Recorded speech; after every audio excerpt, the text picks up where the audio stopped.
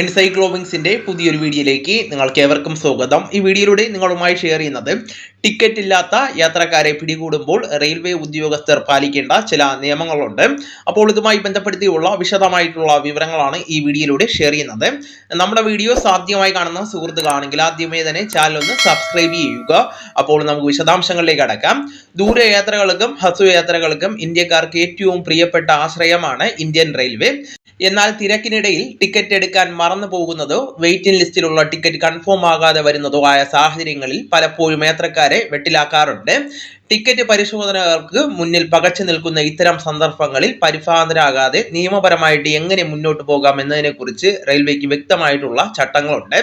Ticket ഇല്ലാത്ത വ്യക്തിയാണ് എങ്കിൽ പോലും അടിസ്ഥാനപരമായിട്ട് യാത്രക്കാരന് ചില അവകാശങ്ങളുണ്ട്. ടിക്കറ്റ് ഇല്ലാതെ യാത്ര ചെയ്യുമ്പോഴുള്ള നിങ്ങളുടെ അവകാശങ്ങളെ കുറിച്ച് അറിഞ്ഞിരിക്കുന്നത് അമിതമായിട്ടുള്ള പിഴയിൽ നിന്നുള്ള സുരക്ഷയും മറ്റ് നിയമ നടപടികളിലേക്ക് നീങ്ങുവാനുള്ള സഹായവും ആയിരിക്കുന്നതാണ്. ടിക്കറ്റ് എടുക്കാൻ സാധിക്കാതെ വരുന്ന അടിയന്തര സാഹചര്യങ്ങളിൽ പ്ലാറ്റ്ഫോം ടിക്കറ്റ് എടുത്ത് ട്രെയിനിൽ കയറുന്നത് സുരക്ഷിതമായിട്ടുള്ള ഒരു മാർഗമാണ്. പ്ലാറ്റ്ഫോം ടിക്കറ്റ് കൈവശമുണ്ടെങ്കിൽ ട്രെയിനിൽ കയറിയ ഉടൻ തന്നെ ടിക്കറ്റ് പരിശോധകനെ കണ്ട് വിവരം അറിയിക്കാവുന്നതാണ്. നിങ്ങൾ എവിടെ നിന്നാണ് യാത്ര ആരംഭിച്ചതെന്ന് തെളിയിക്കുവാൻ ഈ പ്ലാറ്റ്ഫോം ടിക്കറ്റ് സഹായിക്കുന്നതാണ്. ടിക്കറ്റ് ഇല്ലാത്ത സാഹചര്യത്തിൽ യാത്ര ചെയ്യുന്ന ക്ലാസിന്റെ നിരക്കിനൊപ്പം നിശ്ചിത പിഴ തുക കൂടി നിങ്ങൾക്ക് ലക്ഷ്യസ്ഥാനത്തേക്കുള്ള ടിക്കറ്റ് ട്രെയിനിൽ വെച്ച് തന്നെ സ്വന്തമാക്കാവുന്നതാണ്. എന്നാൽ ഇത് സീറ്റ് ലഭ്യതയ്ക്ക് അനുസൃതമായിരിക്കുമെന്ന കാര്യം ശ്രദ്ധിക്കേണ്ടതാണ്. ടിക്കറ്റ് ഇല്ലാത്ത യാത്രക്കാരെ പിടികൂടുമ്പോൾ റെയിൽവേ ഉദ്യോഗസ്ഥർ പാലിക്കേണ്ട ചില നിയമങ്ങളുണ്ട്. ഒരു യാത്രക്കാരനെ ട്രെയിനിൽ നിന്ന് ഇറക്കി വിടാനോ അപമര്യാദയായിട്ട് പെരുമാറാനോ ടിടിക്ക് അവകാശമില്ല. നിയമപരമായിട്ടുള്ള പിഴ ഈടാക്കുക എന്നതാണ് ഉദ്യോഗസ്ഥന്റെ പ്രാഥമികപരമായിട്ടുള്ള ചുമതല.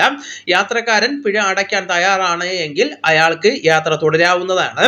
എന്നാൽ പണമടയ്ക്കാൻ വിസമ്മതിക്കുകയോ ബോധപൂർവം നിയമം ലംഘിക്കുകയോ ചെയ്താൽ മാത്രമേ RPFന്റെ സഹായത്തോടുകൂടി യാത്രക്കാരനെ കൈമാറാൻ ഉദ്യോഗസ്ഥർക്ക് സാധിക്കുകയുള്ളൂ. സ്ത്രീകൾക്കും കുട്ടികൾക്കും റെയിൽവേ നിയമങ്ങളിൽ പ്രത്യേക പരിഗണന നൽകുന്നുണ്ട്. രാത്രികാലങ്ങളിൽ ടിക്കറ്റ് ഇല്ലാത്തതിന്റെ പേരിൽ തനിച്ച് യാത്ര ചെയ്യുന്ന സ്ത്രീകളെയോ കുട്ടികളെയോ ട്രെയിനിൽ നിന്ന് ഇറക്കി വിടാൻ പാടില്ലെന്ന് നിയമമുണ്ട്. സുരക്ഷിതമായിട്ടുള്ള ഒരു റെയിൽവേ സ്റ്റേഷനിൽ എത്തുന്നതുവരെ അവർക്ക് യാത്ര തുടരാവുന്നതാണ്.